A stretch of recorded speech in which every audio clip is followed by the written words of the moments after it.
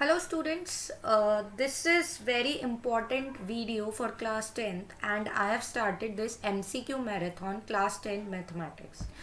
You must all be aware about the fact that आपका जो pattern है exam का मैथमेटिक्स का वो अब चेंज हो गया है. अब क्या है बेसिकली पहले क्या होता था आपके 1 मार्क के प्रॉपर आपके सोल्यूशन करने के लिए क्वेश्चन आते थे but now from this year onwards like जो जिन्होंने इस ईयर भी एग्ज़ाम दिया है वेदर आप दे रहे हैं मैथ्स स्टैंडर्ड एग्ज़ाम और मैथ्स बेसिक एग्ज़ाम दोनों में आपका पैटर्न चेंज हुआ है. पैटर्न इस तरीके से है कि लाइक आपके सेक्शन ए होगा जिसमें आपके 20 MCQs होंगे. So for that purpose I have started this MCQ marathon which will definitely going to help you for your board examination. So if you are preparing so hard for your board examination, you seriously must watch these videos which I am making under this MCQ marathon. So let's get started. Before started, I would like to say you please like, share and subscribe my channel. अगर आपको और videos चाहिए जो आपके board examination के लिए helpful हो, आपके एग्ज़ाम के लिए हेल्पफुल हो, so please like, share and subscribe my channel student. So let's begin. Question 1. The product of a rational and irrational number is. Rational और इरेशनल नंबर का प्रोडक्ट क्या होता है आप सभी को पता है, आपने 9th में भी पढ़ा है कि ये आपकी प्रॉपर्टी होती है. रैशनल और इरेशनल नंबर का प्रोडक्ट आपका क्या हो जाता है, irrational number. That is option B. Next देखते हैं. If b equal to 3 then any integer can be expressed as a equal to. अगर b की वैल्यू मेरी क्या है 3 है, ठीक है, तो a की वैल्यू मेरी क्या होगी, मैं किस तरीके से एक्सप्रेस कर सकती हूँ. बेसिकली a मेरा होता है b q plus r, right. और आपने यूक्लिड डिवीजन एल्गोरिथम में पढ़ा होगा कि ये मेरी कंडीशन होती है r must be greater than equal to 0 and less than b. अगर मेरी b की वैल्यू 3 हो गई है तो r मेरी क्या हो सकती है, या तो यहाँ 0 हो सकता है, या यहाँ 1 हो सकता है, या यहाँ 2 हो सकता है. तो ऑप्शन मेरा हो जाएगा 3q plus 1 and 3q plus 2. Option A is my correct answer. Now question 3 है. For some integer p, every even integer is of the form. हमारी देखिए p किसी कोई भी इंटीजर है, इवन इंटीजर के लिए मेरी r की वैल्यू क्या हो जाएगी, 0 हो जाएगी, ठीक है. तो मेरा ऑप्शन हो जाएगा 2p. b is correct answer. Next है मेरा for some integer p every odd integer is of the form.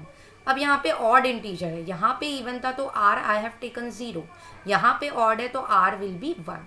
तो मेरी जो equation हो जाएगी that will be 2p plus 1, so A will be correct option.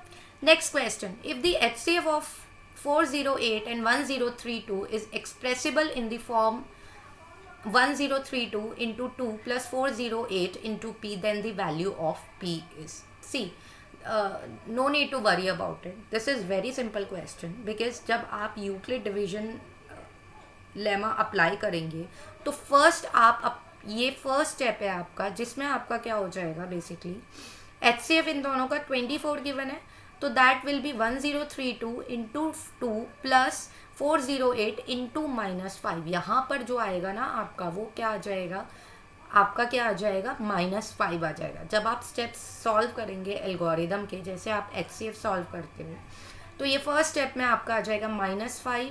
सो आपका आंसर क्या हो जाएगा, B, that is -5. Correct. Next 6 plus 5 root 3 minus under bracket 4 minus 3 root 3 is. आप ये बेसिकली क्या करेंगे, सॉल्व करेंगे. सॉल्व करने के बाद आपका आ जाएगा 6 minus 4 that will be 2. 5 root 3 minus minus plus 5 root 3 plus 3 root 3 that will be how much, 8 root 3. तो 2 plus 8 root 3 आपका क्या हो जाएगा, irrational number. Answer is B, that is your. Next, if HCF 16 comma y equal to 8, LCM 16 comma y equal to 48, then the value of y. आपने एक formula पढ़ा है HCF into LCM equal to product of two numbers. तो so I was saying HCF is 8, LCM is 48. 8 into 48 equal to product of two numbers. यहाँ पे दो numbers क्या है, 16 एंड y. 16 into Y. जब हम इसे सॉल्व करेंगे तो y आपका बेसिकली 16 से 8 से 16 कैंसिल होगा, 2. 48 upon 2, answer will be 24. So option is a. Next question है, द नंबर पाई इज. आपने 9th क्लास में पढ़ा होगा पाई की बेसिकली वैल्यू आपकी क्या होती है, 3.14 होती है. ठीक है, 22/7 भी होती है, बट 3.14 जो होती है वो अप्रोक्सीमेट वैल्यू है. तो आपने पढ़ा है, this is very simple question. Pi आपका क्या होगा, नेचुरल नंबर नहीं, रैशनल नंबर नहीं, रैशनल और इरेशनल नंबर नहीं. तो आपका क्या हो जाएगा, option is C, that is irrational number. Next है आपका Euclid's division lemma states that for two positive integers a and b there exist unique integer q and r such that a equal to bq plus r where r must satisfy. अब देखिए ये basically आपको Euclid division lemma की statement given है.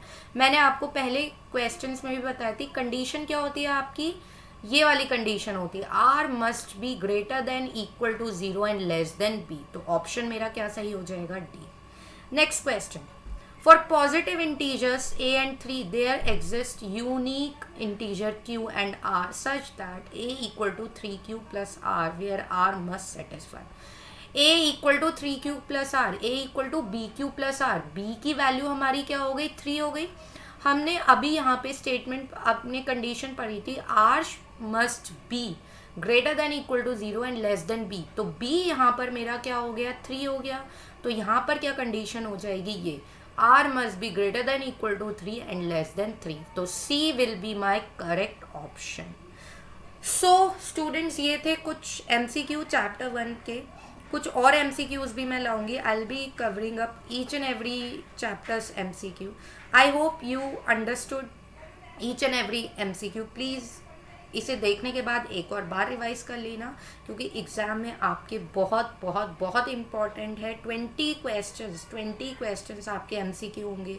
अगर आपने गलत टिक कर दिया, गलत आंसर लिख दिया, there is no scope for even 0.5 marks. सो I'll be uploading more videos, so please like, share and subscribe my channel for the board examination. I hope you like the video, and in the end I would like to say that thanks for listening and God bless you all.